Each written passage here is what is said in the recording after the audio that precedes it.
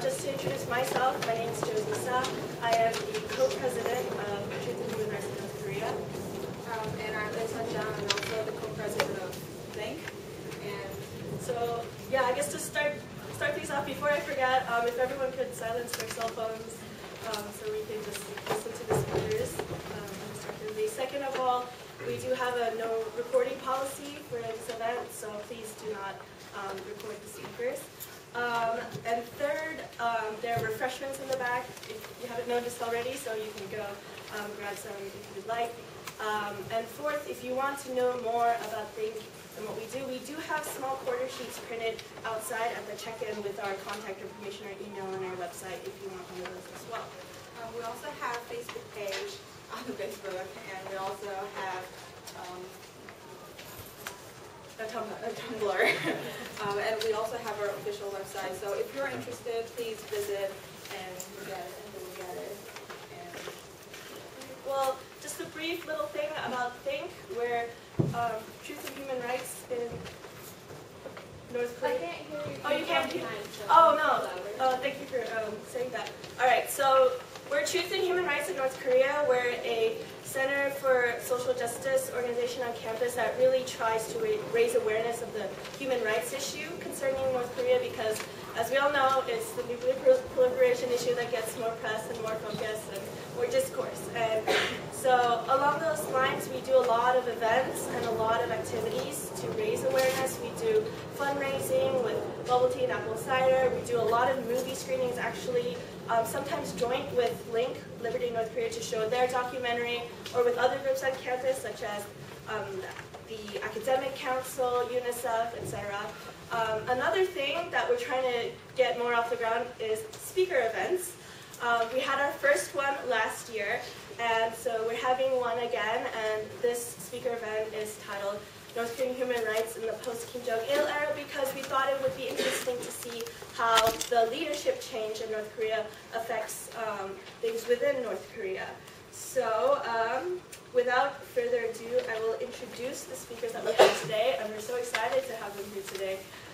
First, Scarlatoiu will be speaking. He's the current executive director at the Committee for Human Rights in North Korea. He's the former director of public affairs and business issues of the Korea Economic Institute. His experience also includes management associate for the International Science and Technology Institute in Arlington, Virginia. His responsibilities include business development, project management, technical assistance, implementation, and liaising with multilateral and bilateral development agencies, partners, and clients under USAID, World Bank, and Asian Development Bank projects. Second, actually, will be Roberta Cohen. She is the non-resident senior fellow in the Foreign Policy Studies program at the Brookings Institution. She is also the senior associate at the Georgetown University Institute for the Study of International Migration and the co-chair for the Committee for Human Rights in North Korea. She co-founded and co-directed for more than a decade the Brookings Project on Internal Displacement and served as the principal advisor to the representative of the UN Secretary General on Internally Displaced Persons from 1994 to 2010. Her publications include Masses in Flight, winner of the Grawemeyer Award for Ideas Improving World Order, and she has also published numerous articles of human rights and humanitarian issues. The third speaker will be Sarah Yoon. She's the Director of Public Affairs and Regional Issues of the Korea Economic Institute since June 2011. She served as a member of Mary Corps and worked as a director at the Women's Business Development Center in Chicago. She also interned at the U.S. Department of State, Albright Stonebridge Group, and National Endowment for Democracy, working on the breadth of issues related to the North Korean Peninsula, such as North Korea's economic development and human rights. Our fourth speaker will be Victor Cha. He has served as a director for Asian Affairs of the National Security Council from 2004 to 2007. He served as U.S. Security Head of Delegation for the Six-Party Talks. And he's also the D.S. Song Korea Foundation Chair in Asian Studies, and he's also a professor at the Government Department and the Admiral Law School of Foreign Service at Georgetown University.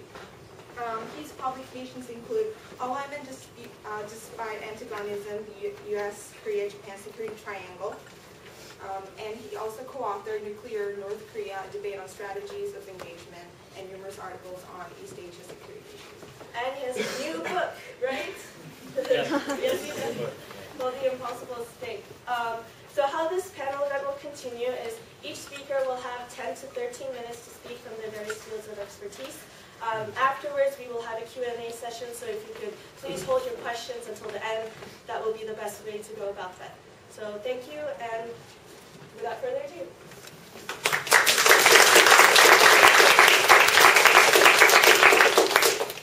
Well, good evening, and thank you for the invitation. I'm delighted to meet all of you here tonight. I'm sure that you're already familiar with the issues that we will be addressing. First and foremost, you're familiar with the stark contrast between the two Koreas. South Korea, the world's 15th largest economy, a true model, a true role model as a liberal democracy in Northeast Asia, a country that has undergone absolutely astounding development. In contrast, North Korea has remained pretty much a black hole on the map of Northeast Asia and a ruthless human rights violator, despite being a party to the International Bill of Rights, despite being a party to the International Covenant on Civil and Political Rights, the International Covenant on Economic, Social, and Cultural Rights, also a party to the Universal Declaration on Human Rights as a UN member state since 1991, a party to the Women's Convention and the Children's Convention as well. Nevertheless, pretty much each and every conceivable right is being violated in North Korea. And basically, North Korea's grave human rights violations include extrajudicial killings and imprisonment, cruel and unusually cruel punishment, torture, rape, infanticide, in the case of women who became pregnant with Chinese men during the Road of Defection. Particularly harsh treatment is applied to those North Koreans forcibly repatriated from China who happen to come in contact with South Koreans or missionaries, Christian missionaries in particular. Food distribution has often been employed as a means to control the people of North Korea, and pretty much the granting of economic, social, and political opportunities is still dependent by and large on North Korea's social classification system, based on loyalty to the Kim regime. Our Committee for Human Rights in North Korea has been around for over 10 years now. And over the past 10 years, we have made several recommendations regarding ways, avenues to seek the improvement of the human rights situation in North Korea. Obviously, now we have a UN Special Rapporteur on North Korean human rights. It used to be a Thai professor, Professor Vitit Muntarporn. Now it's a former Indonesian Attorney General, Mr. Marzuki Darusman. One of the most effective ways to provide well-founded information to the UN system is to go through the UN Special Rapporteur. Also, for NGOs, it makes perfect sense, especially for NGOs based here in the United States, to keep our own special envoy for North Korean human rights issues, in this case, Ambassador Robert King, informed on relevant findings and developments. As you know, we have had this position here in the United States since 2004. It was established through the North Korean Human Rights Act during the Bush administration. The North Korean Human Rights Act was reenacted in 2008, and the position was elevated to the rank of ambassador.